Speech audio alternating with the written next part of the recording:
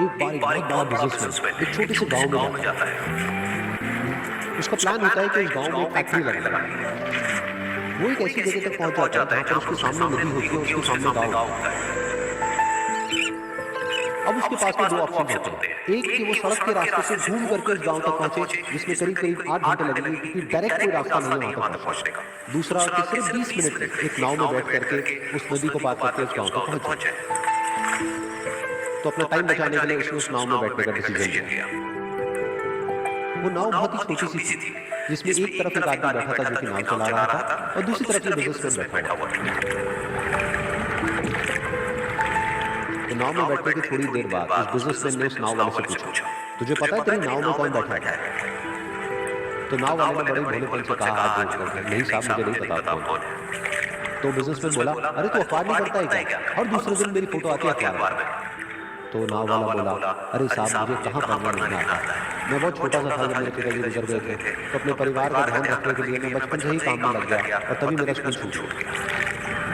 ये सुन करके उस बिजनेसमैन ने उसका मजाक उड़ाते हुए उसको कहा, तुझे पढ़ने लिखने तक नहीं आता है, ऐसी जिंदगी का क्या फायदा? ये सुन करके उस नाव वाले को बुरा तो लगा, लेकिन उसने कुछ नहीं कहा। थोड़ी देर बाद वो बिजनेसमैन उस नाव वाले से बोला, अभी कुछ ही दिन बाद ये सामने तू जमीन देख रहा है, यहाँ पर मेरी एक बहुत बड़ी फैक्ट्री होगी, जहाँ पर हमारे ब्रांड की मिनरल वाटर की बॉटल्स बनेगी। उस नाव वाले को बात समझ नहीं आई। उसने कहा, क्या बनेगा सर?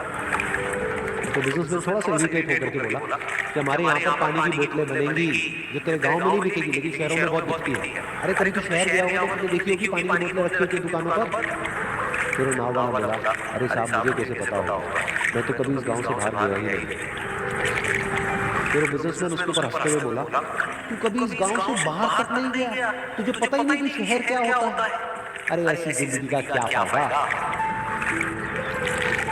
उसकी बात सुन करके उस नाव वाले को सच में लगने लगा कि मेरी जिंदगी शायद किसी काम की नहीं।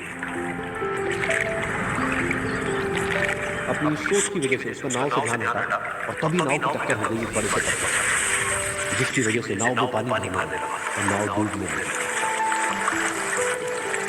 उस जगह पर पानी बहुत ही गहरा था और किनारा दूर था।